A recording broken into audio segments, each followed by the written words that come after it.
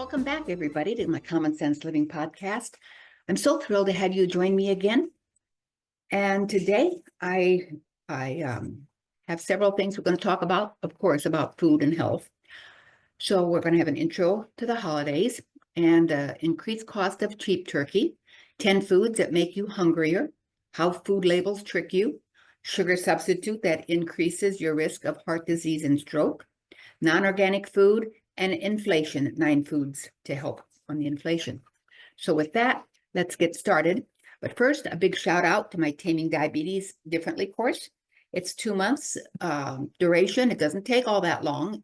I changed my numbers from a 6 to a 5 point in 6 weeks. And I have it as 2 weeks extra to kind of hold you and solidify the information for you. So if you're interested in whipping your blood sugar numbers into shape, give me a holler at LeMaster@yahoo.com. That's ANNLEMASTER@yahoo.com. So I'm your host, LeMaster. Let's get into it. So on the holidays, if you're anything like me, you may indulge in holiday meals and treats. Oh, yes. Problem is, these rich foods stress, harm, and clog your liver. So it's critical to support your liver, digestion, elimination, metabolism, blood sugar balance, and stress resiliency. So how do you know if you have a toxic, fatigued liver? Well, beware of these 7 toxic liver warning signs. 1, you seem to catch every little bug that goes around. Your liver plays a crucial role in a strong, robust immune system. You have hormone issues. When your liver can't clear the excess hormones, you may experience moodiness, fatigue, and weight gain. You're tired. Your liver converts sugar into glycogen, which your body uses for energy. You struggle to lose weight. If the scale has stalled or is moving in the wrong direction, your liver may not be metabolizing fat the way it's designed to do. And of course, probably the wrong kind of fat. So of course, it's not metabolizing. And number 6 is if you're dealing with food sensitivities. If your liver is toxic, you may become extra sensitive to certain foods like wheat, corn, soy, and dairy. And number 7, you're not sleeping well. Struggling to fall asleep or stay asleep is one of the most common yet overlooked symptoms of toxic liver. So your liver is really busy, really, really busy. As you may know, your liver performs over 500 tasks to keep you healthy, including detoxifying your body, producing bile to aid digestion and detox, filtering food, drink, medicine, or anything else you ingest, cleansing and purifying your blood, storing energy in the form of glycogen, breaking down and digesting fat, boosting immunity by removing pathogens from your blood. And because it's so busy, it can get fatigued, especially given how toxic our world has become. So consider, according to the Liver Foundation, a whopping 1 in 3 Americans now have fatty, fatigued liver, and that number is on the rise. So the best start is to eat unadulterated foods, not junk. So it's well past the time someone in our government made this important decision to protect the public health. I know there's some outrage over this decision, but let me show you why it's so important to your health. You've probably been told that the fluoride in your drinking water has helped strengthen your teeth and prevent cavities. But there's a dirty little secret the government that hasn't told you about. Fluoride is a neurotoxin that's dangerous to the brain development of children and is most likely an underlying cause of Alzheimer's disease. A recent review of studies into the effects of fluoride on the human brain links fluoride exposure to neurotoxicological impacts in humans, including IQ loss, attention deficit hyperactivity disorder, ADHD, decline in concentration, learning, and memory, Alzheimer's-like changes in brain tissues. Fluoride was first added to American drinking water in the 1940s, and today more than 200 million Americans are connected to community water systems that contain fluoride. Back in 1980, when pretty much no one over the age of 65 had been exposed to fluoride as a child, around 2.8 million Americans were diagnosed with Alzheimer's. That was around 1980, okay? Compare that to the 7 million Americans who have Alzheimer's today. 2.8 million in the 80s versus 7 million nowadays. And the 14 million projected to suffer from the condition by the year 2050. And 2050 is not that far away. So since it's the holidays, I wanted to talk about the high cost of cheap turkey. A lot of people scoff at me because I am so hell-bent on organic. I was raised on organic foods back in Iowa. As some of you know, I was born in 1950 and I'm going to be 75 in February. I'm so tickled. 75 and aging younger.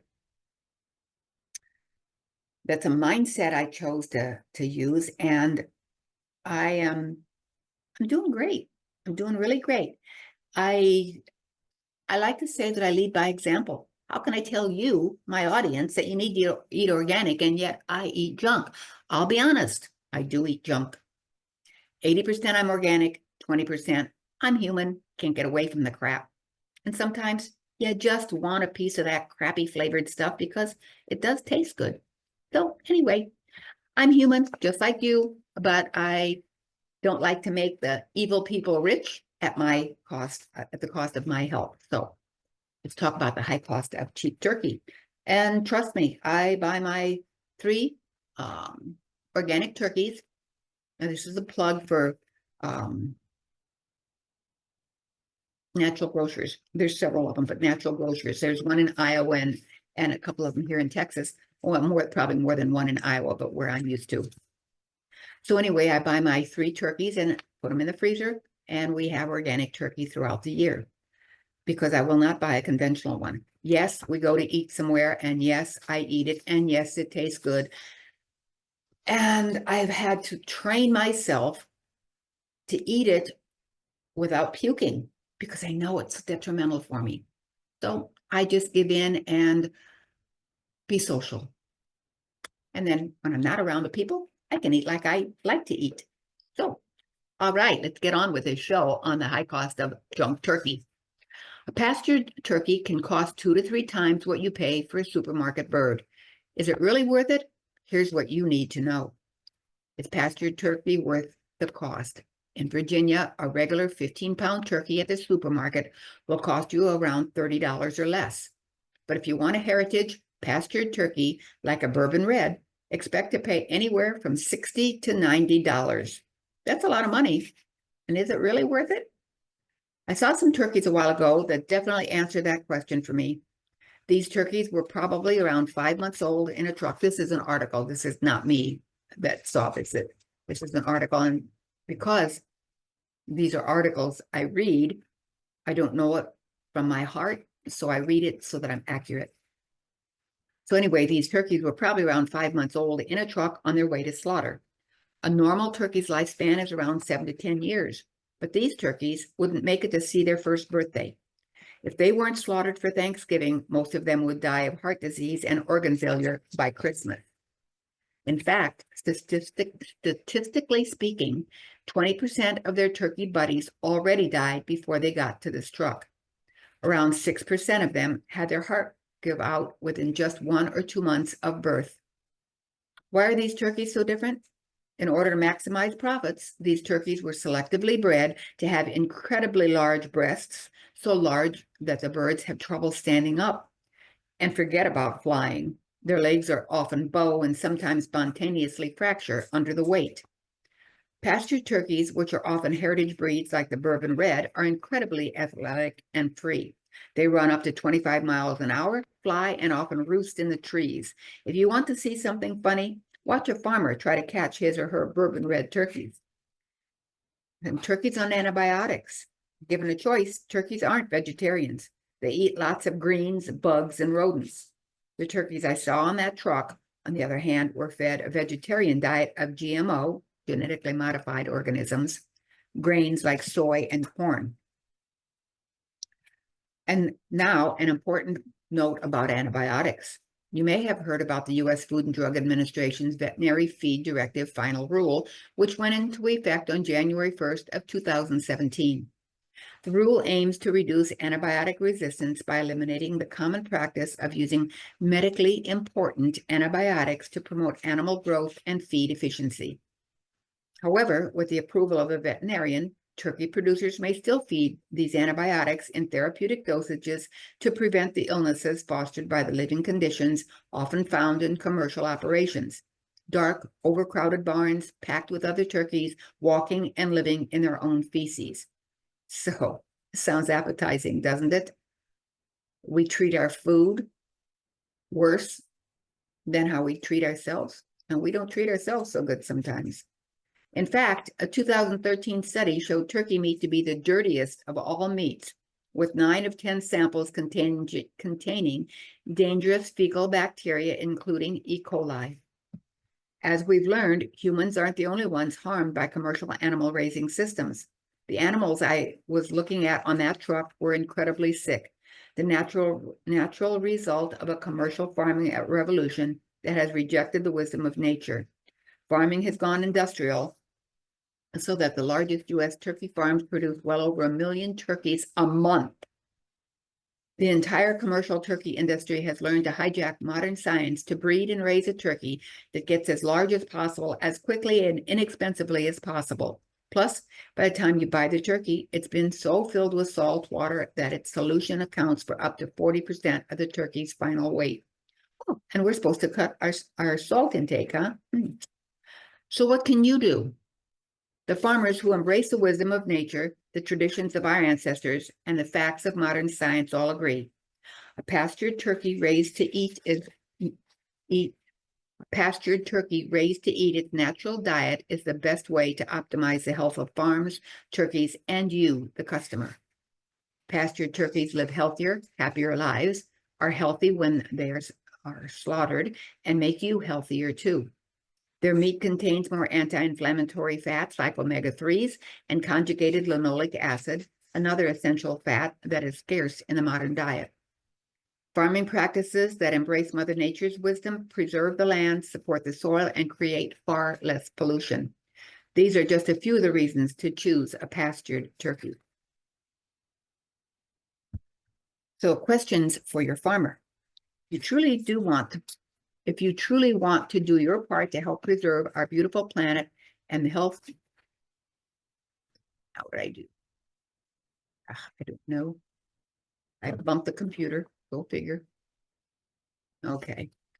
So ask your farmer, if you truly want to do your part to help preserve your beautiful planet and your health, you need to ask 3 questions of your farmer. What did this turkey eat? You're looking for a bird that lived on mostly forage grasses and greens, wild animals, and only a small amount of organic grains and feeds. How did this turkey live? Happy turkeys move around from pasture to pasture, enjoy lots of sunlight. What drugs was this turkey given? Ideally, none, or only some medicines if they are sick. You should know that the terms cage-free and free-range are virtually meaningless in that they make very little difference in the actual life or treatment of the turkey you are purchasing. If you see these terms, know that you are often no better off buying one of these than you would be buying an industrially raised turkey. If you see vegetarian fed, you know that turkeys are not vegetarians. If you see organic, that's a little better. At least you know they are hormone and antibiotic free for the most part. But they still may have led lives of confinement indoors, eating grains and living in cramped and unsanitary spaces. So where should you start? Look up your local chapter of the Weston A. Price Foundation for help finding great farms and resources near you. And Weston A. Price Foundation is a wonderful resource. So now we're going to go to 10 foods and drinks that actually make you hungrier, according to RDs, registered dietitians. And this is by Christina Mannion, an RDN article in 2024. So if you're hungry, don't reach for these items. Have you ever had a snack only to feel hungrier afterwards than you were initially? This predicament is not uncommon, and many food companies have taken notice. But for those of us looking to feel satiated and appropriately full after we eat something, not hungrier than we started, there are plenty of tactics to accomplish this. We talked with 2 dietitians to help us identify which foods will leave us feeling increased hunger pangs after eating and why. So eating for satiety. When it comes to choosing foods that will help us feeling full, there are some basic nutrients associated with increased satisfaction. That's protein, fiber, and healthy fats are the nutrients that promote satiety as they take longer to digest. You'll get even more bang for your buck if you pair these nutrients together. Given this information, we can reasonably deduce, excuse me, that foods low in or free from these nutrients won't leave us feeling very full after enjoying them. Generally, low fiber carbs will make you feel hungrier after eating as they lack the fiber and protein to keep you full and satisfied. So basically, they lack the nutrients that feed us. It's what they call empty calories. So it's like chewing gum. Chewing gum doesn't fill you, but you're chewing, aren't you?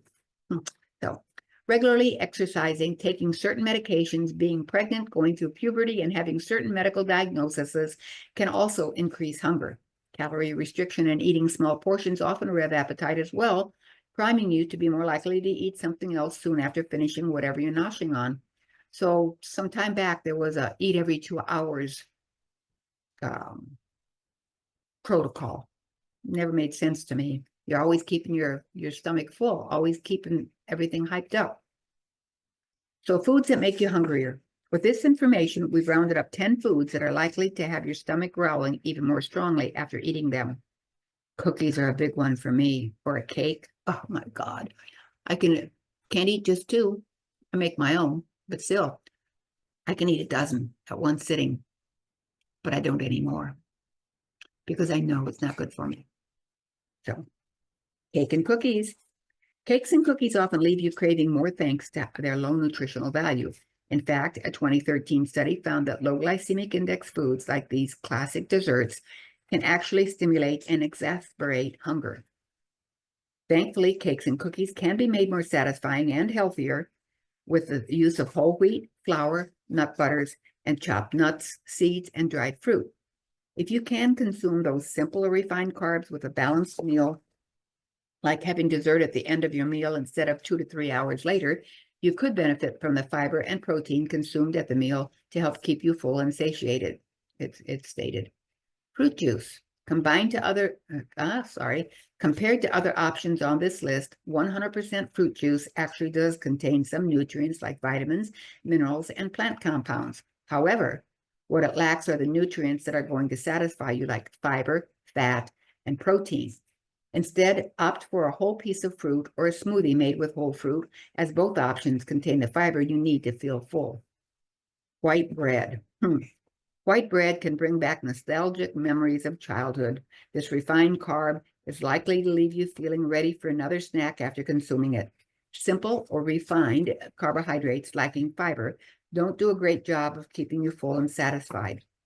And although white bread can certainly fit in moderation and in balanced eating routine, a great alternative that will leave you feeling more satisfied is whole grain bread. Bonus points if it's seeded for added healthy fats. So the rich man, I have a note here, the rich man, poor man mentality with white versus the rustic breads. When they, eons ago, 100 years or whatever, the poor people, well, everybody ate brown bread, so to speak, with the grains and everything. And once you became richer, with more money, you were able to widen the gap between the poor and the rich. So the poor people still ate this food that actually nourished them. And the rich people were able to afford this status bread because they had to buy it and it was white. And, basically it was a status. It was a way to differentiate them, the rich from the poor. But apparently didn't do much for their brains because the rich aren't any smarter than us poor folk. Anyway, that's just a tidbit. So, those of us with a sweet tooth can't resist candy every now and again, don't expect it to leave you feeling full after finishing it. The lack of fiber in candy allows for it to be digested quickly, spiking your blood sugar rather quickly, where it will drop just as fast afterwards, causing you to feel hungry again. While not as exciting, a great alternative would be dried fruit that has no added sugar. Dried mango and cherries offer a punch of sweetness that can often satisfy your hankering for a sugary treat. Potato chips, oh yeah. Few snack foods are as popular as potato chips, but the old adage of you can't eat just one is a true expression of how chips actually leave us feeling hungrier. Do they mean one chip or one bag? Because it depends on the size of the bag. Can't we just notch into finishing pretty much a whole bag of chips at once? So while some potato chips will have a higher fat content, it isn't often enough to satisfy hunger. Better options include baked fries, potato wedges, or jacket potatoes, all with the skins on, as these will offer enough fiber to fill you up. And it just mentioned about not having enough fat. The fat that they use to fry them in is crappy fat. It's toxic to our bodies. And alcohol. When we drink alcohol, the liver is charged with metabolizing it. That's why we know alcohol, bad livers. This can interfere with the glucose regulating mechanisms of the organ, which can sometimes result in lower blood sugar levels and leave us feeling very hungry for blood sugar balancing carbs, especially. Plus, many alcoholic beverages contain sugary mixers that will also stimulate hunger. Ways to mitigate this would be to make sure you eat before and or while drinking alcohol, or instead choose water, a mocktail, or a more filling beverage like a smoothie. White rice. Similar to white bread, white rice is another beloved simple carbohydrate that has little else to offer nutritionally. And once again, isn't it the white rice for the rich? Because it took a little bit of extra to get the coating, the bran off the rice, right?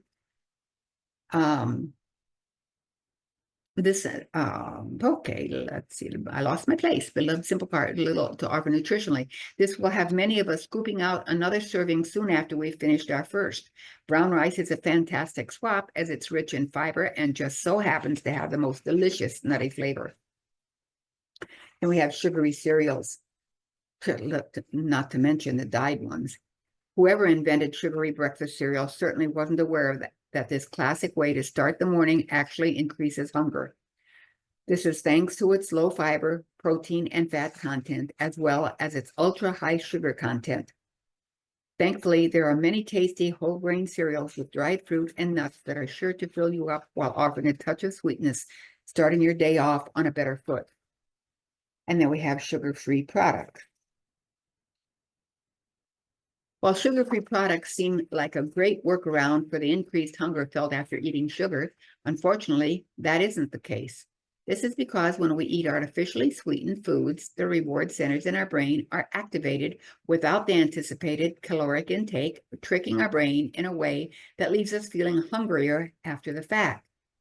Plus, restricting calorie intake increases ghrelin, increasing hunger sensations. That's spelled Ghrelin. Instead, try to choose products naturally sweetened with fruit, honey, or maple syrup that also contains some type of fiber, protein, and or healthy fat source. Oh yes, and the craze of egg whites. All the fitness people were eating egg whites and it never made any sense to me. Did God create an egg with just whites? Are people born from an egg with just whites? No. So don't fall for the marketing schemes. Go back to nature. Go back to the basics. Finally, we have the egg whites as our last food on the list. While egg whites do contain protein, the fat found in egg yolks is often what causes us to feel full after finishing a portion of eggs. Instead, opt for the whole egg. Emerging research has found that consuming egg yolks may not be as risky for heart health as once thought. Yeah, I hope you're learning. And I'm having puka tea.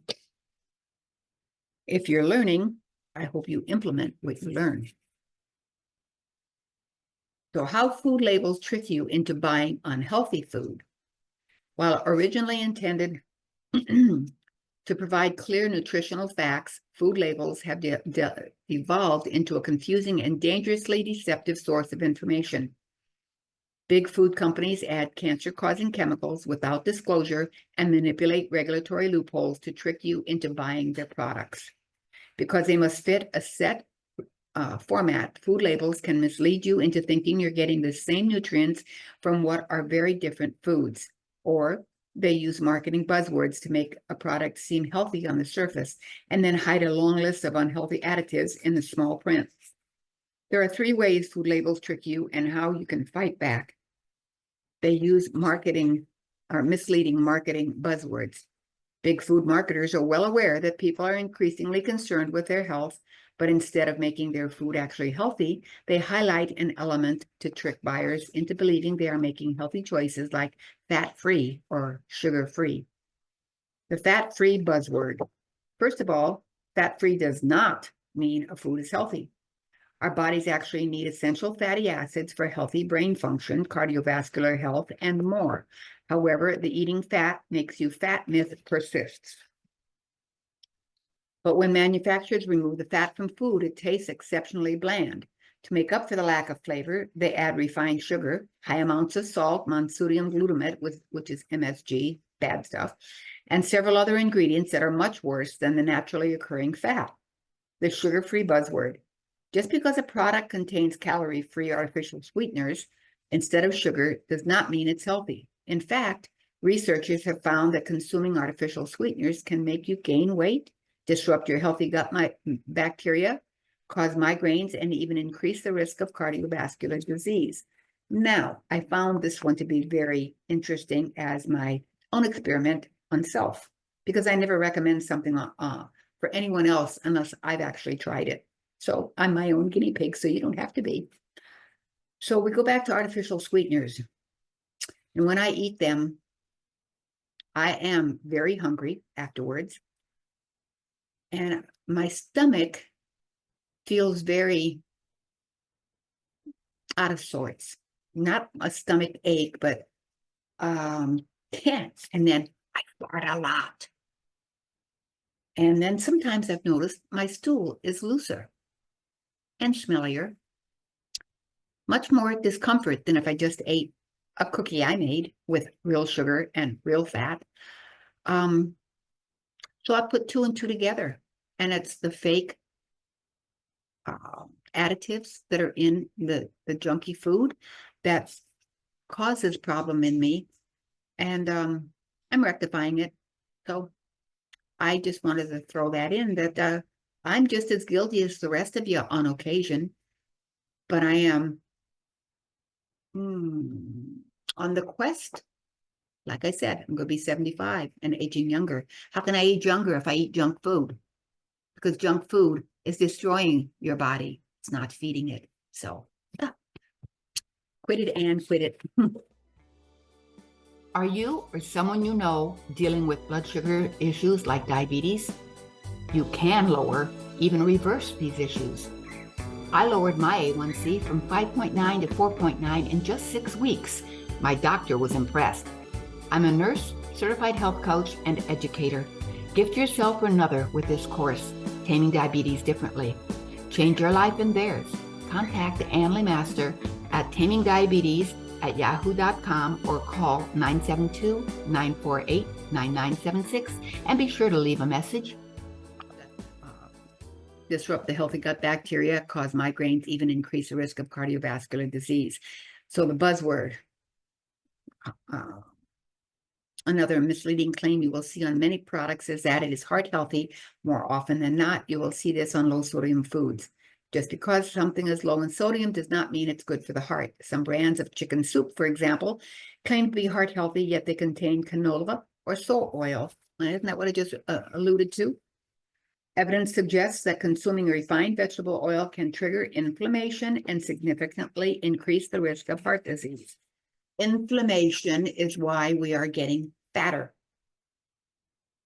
So it's the junk food we're eating.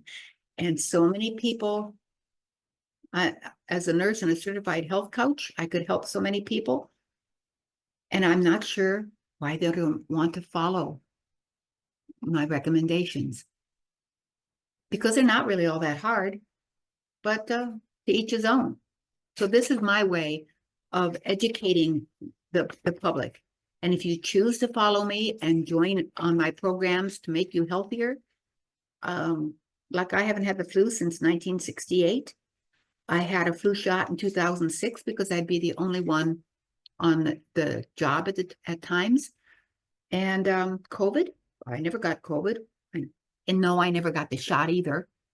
And I wasn't against it.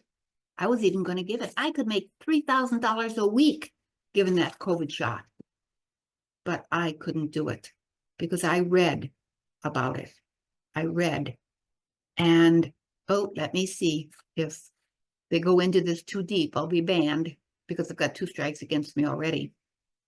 But like I said, I wasn't against the COVID shot. But as I read more and more of, I call it alternative information and common sense, like my podcast, because most people don't have common sense in their followers, and I am a trailblazer, not a follower. So when I read that the critters that they tested all died and they stopped the testing, light bulb moment. The critters died and they stopped testing. They should have enhanced the testing tenfold or more, unless, critical thinking skill here, unless they reached their goal of DEATH. So was that the ultimate goal? And look how many people are sick now that didn't have things 3 years ago. So anyway, believe it or not, I don't care. I don't care. Believe me or not, I don't care. It's a free country. Believe what you want to believe. I put it out there, wear it or don't. So 2 ingredient lists hide toxic additives. The nutrition facts panel doesn't tell you what goes into making a food. The ingredients section is where the contents are found, listed in order from largest to smallest amounts.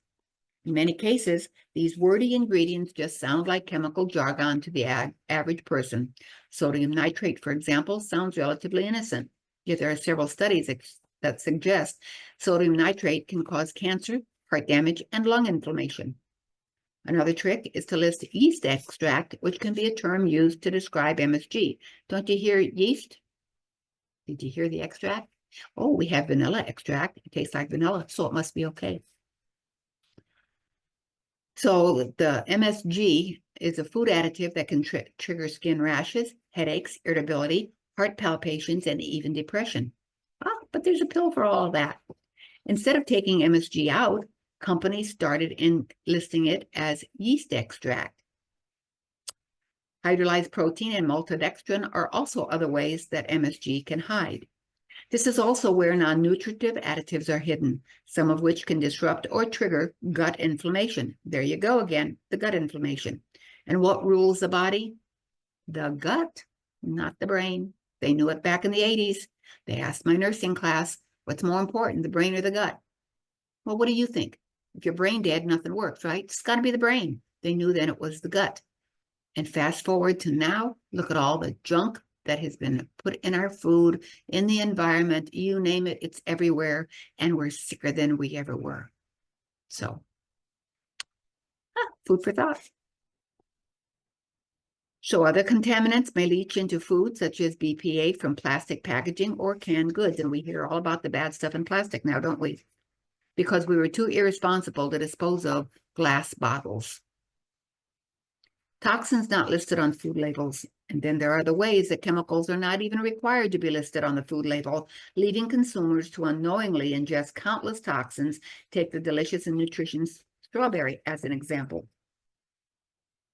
When you look at a package of conventionally grown strawberries and organic strawberries, they look the same, apart from a small U.S. organic seal on the ones grown organically. Their labels are the same too.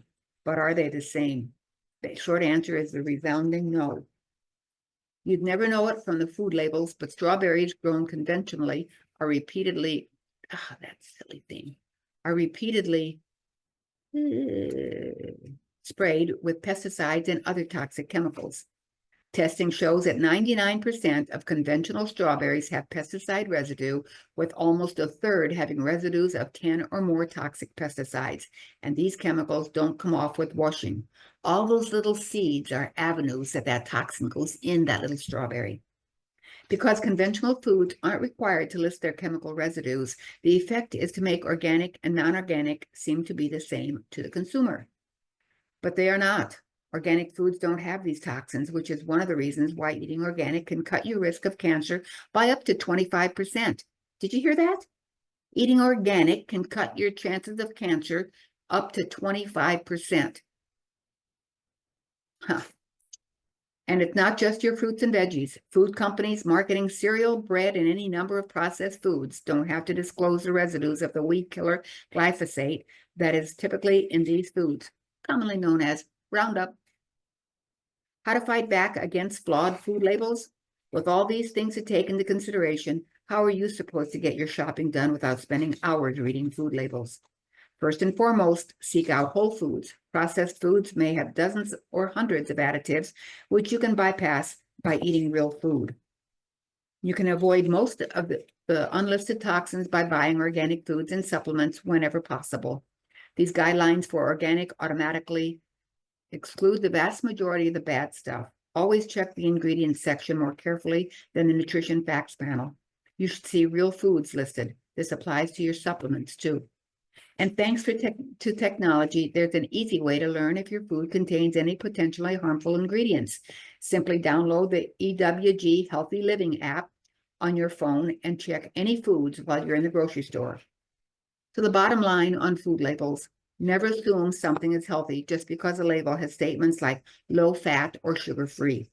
The food industry uses these tactics to trick you into thinking food is healthy, when in reality, it still could contain toxic ingredients. Food labels and nutrition facts as a whole have failed the consumer. Instead of direct and informative, they are vague and misleading. But you don't need an advanced degree in nutrition to get to the truth behind this marketing trickery.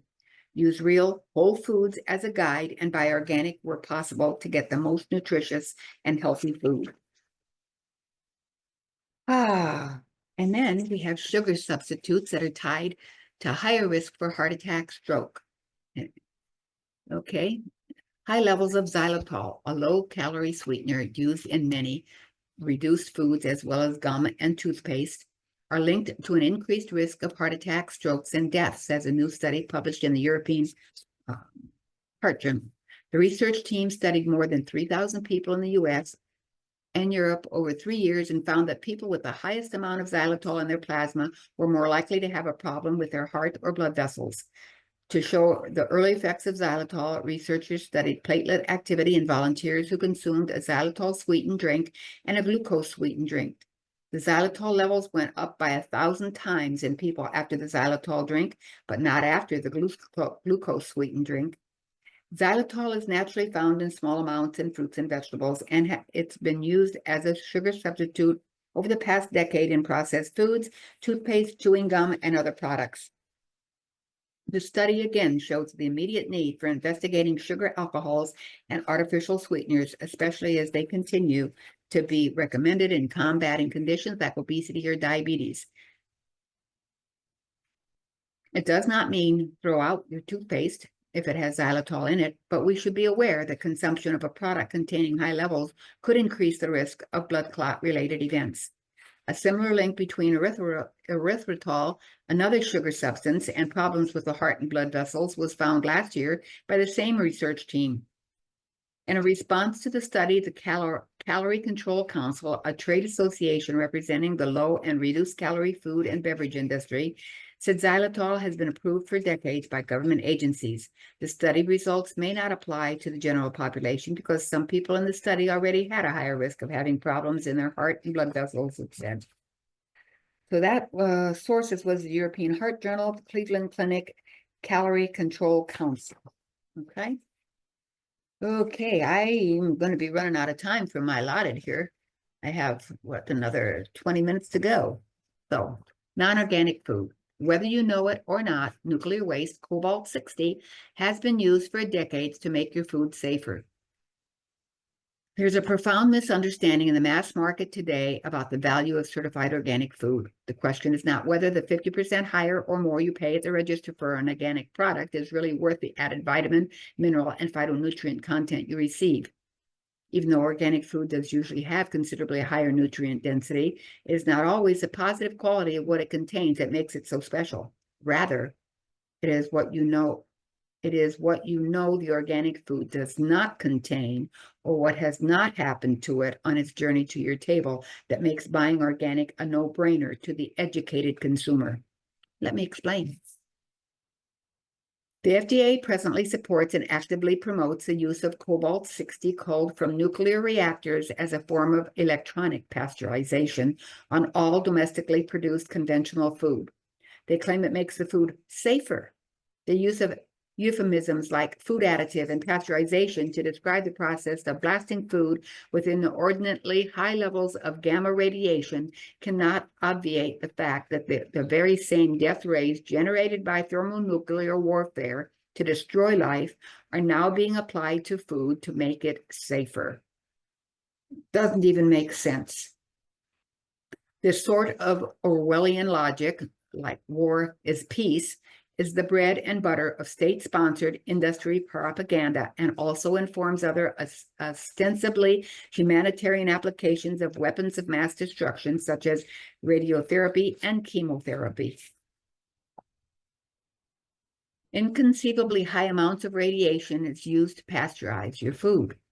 This is not a hypochondriac's ranting, as we aren't talking here about small amounts of radiation. The level of gamma radiation used starts at 1 kilogray, equivalent to 2,500,000 chest x-rays, 40 millirems each, or 166 times a human lethal dose, 5 grays, and goes all the way up to 30 kilogray, 75 million chest x-rays, or 4,980 times a human lethal dose. Oh boy. The following table is a list of foods that are increasingly being nuked for your protection.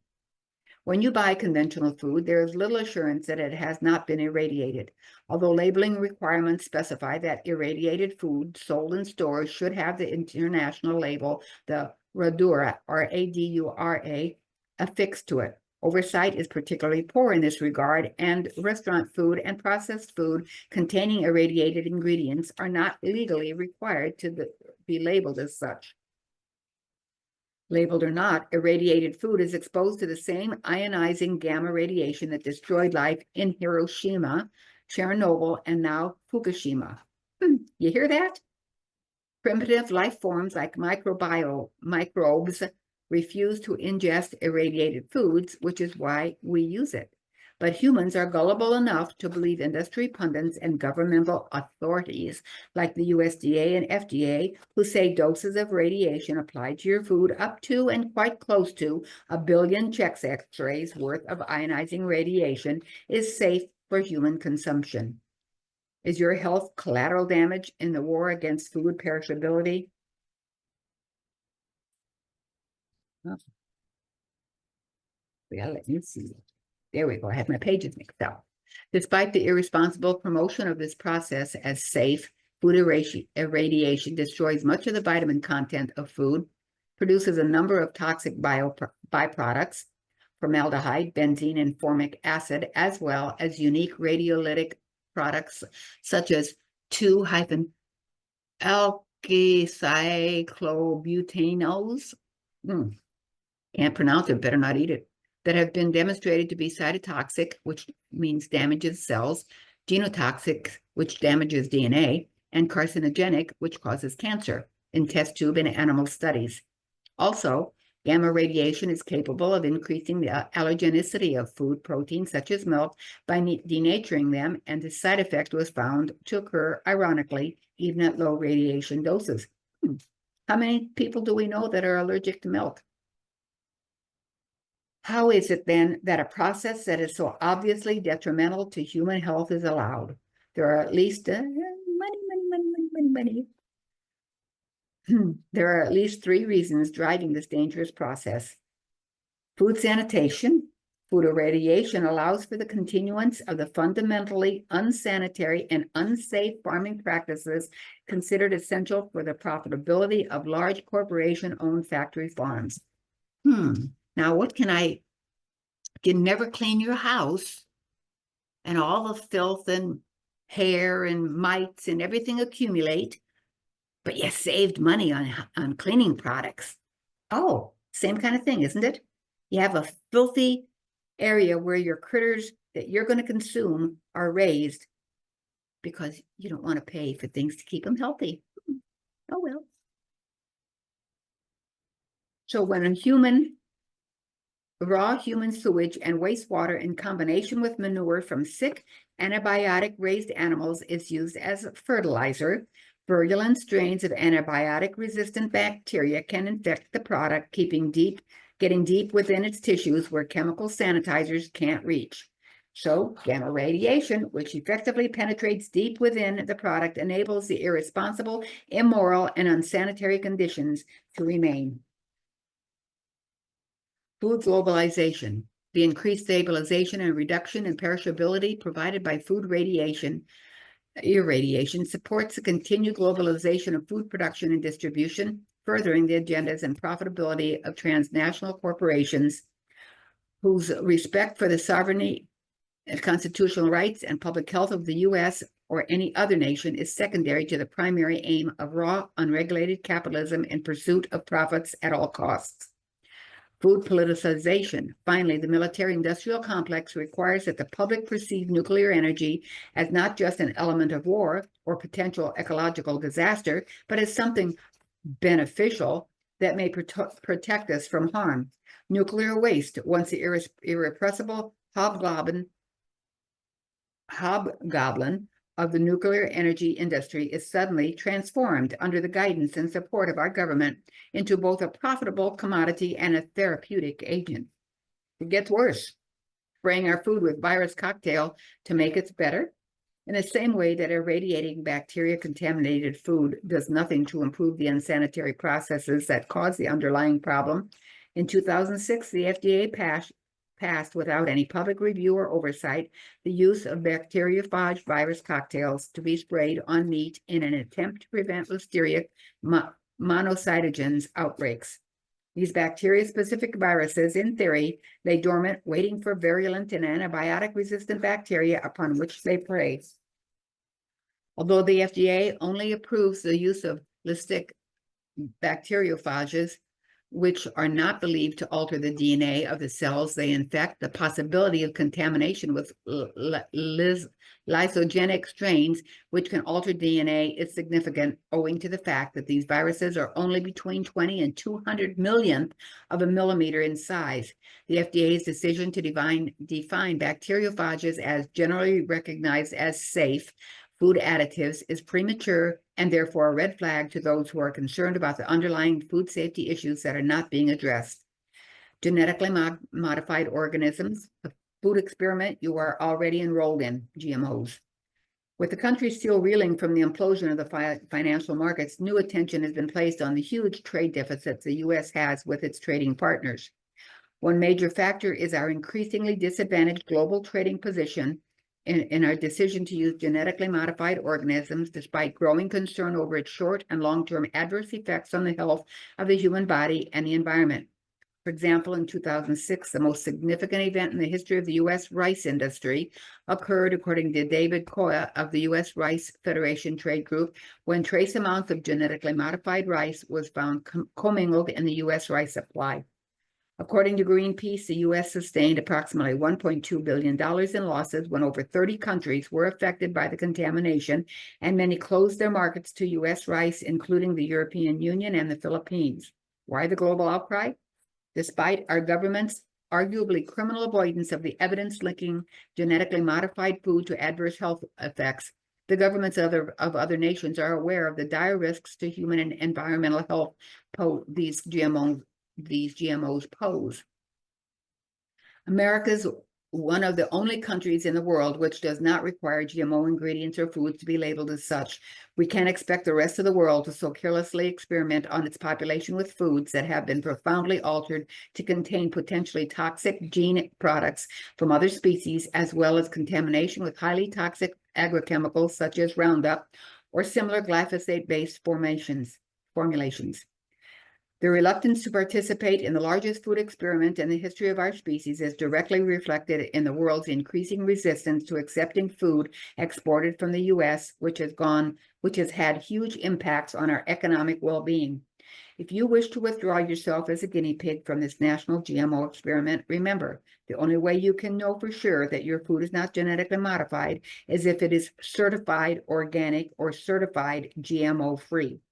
To learn about the devastating health effects of GMOs, go to seedsofdeception.com. Buying organic food, vote with your fork. Food quality is becoming an oxymoron in this country, with a state-sponsored promotion of food irradiation, virus-laden food additives, genetic modification, pesticide usage, and raw sewage fertilizer. Americans who don't go out of their way to buy only organic food are unknowingly participants in the largest food experiment ever performed in recorded history.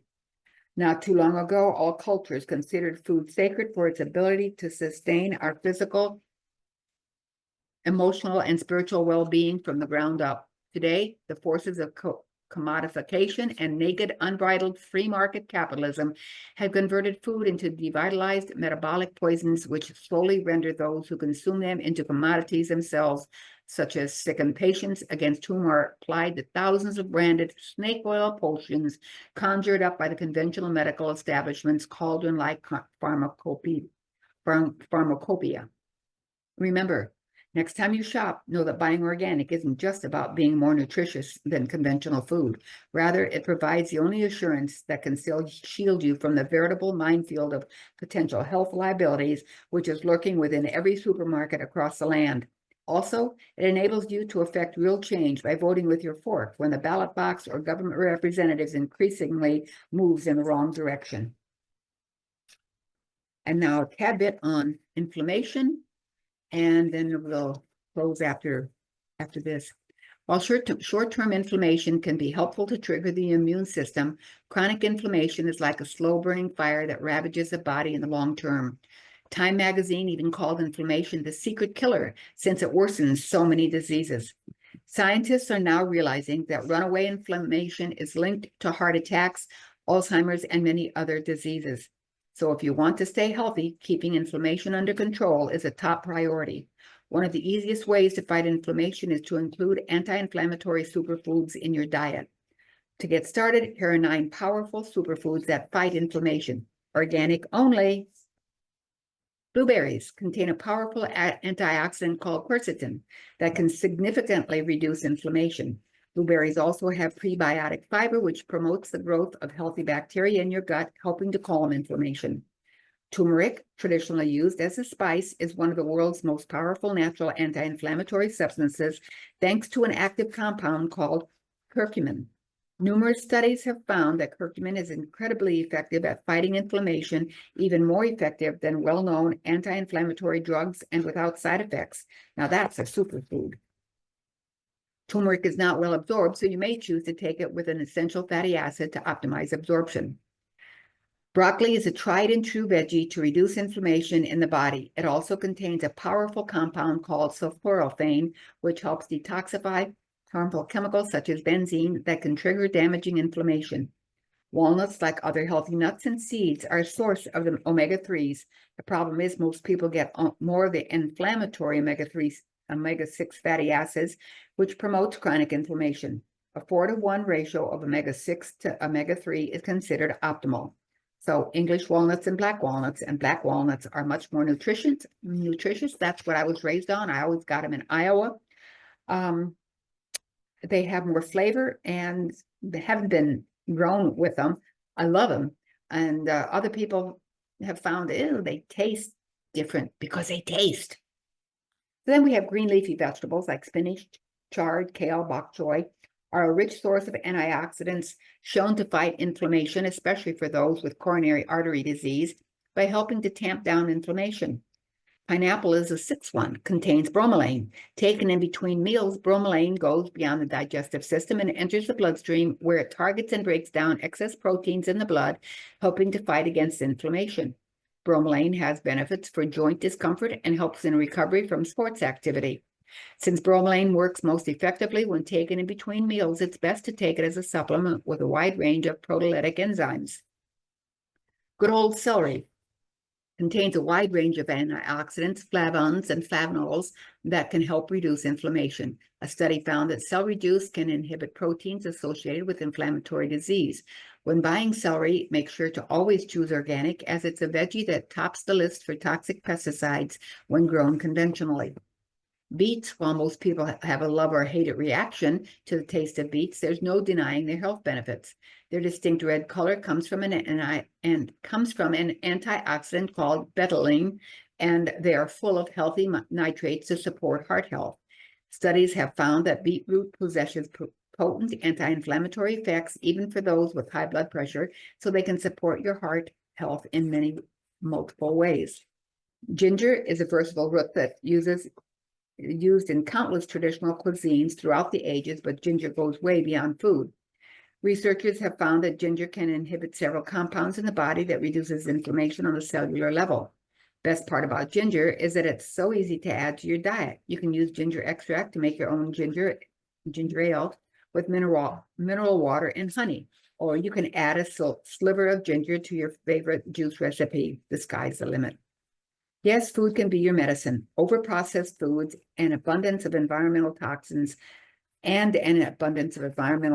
promote chronic inflammation in the body, which in turn contributes to a long list of diseases. Turn to anti-inflammatory superfoods as a natural remedy. Make these 9 powerful superfoods part of your day to curb inflammation, and add them as a side dish, or make a superfood smoothie to give yourself a healthy breakfast or lunch. Your future self will thank you.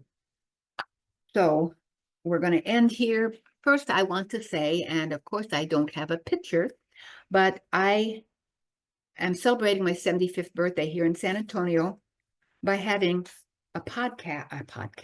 by having a summit called Break Free Summit. It's February 8th on a Saturday, and it's going to be at the DoubleTree by Hilton Airport one on 1604, I believe it is, near North Star Mall.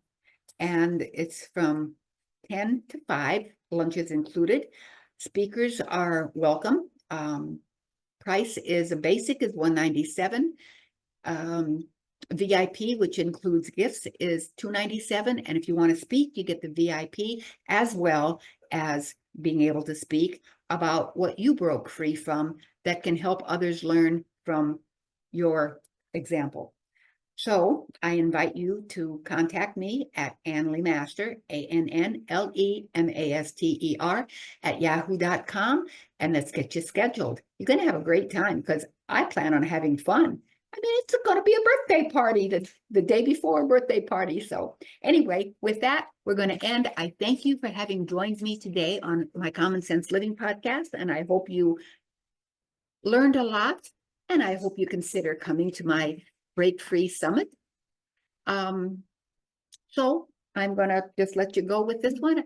I appreciate you being here. Have a great rest of your day. Toodaloo. See you next time. Thank you for tuning in to my Common Sense Living podcast today. I hope you enjoyed it, and I'm sure you learned something new. Please leave a kind review and share this episode with a friend. And be sure to subscribe yourself. You'll find me on iTunes, Spotify, and other platforms. And don't forget, we'll be here again next week with another insightful episode of Common Sense Living. I can hardly wait.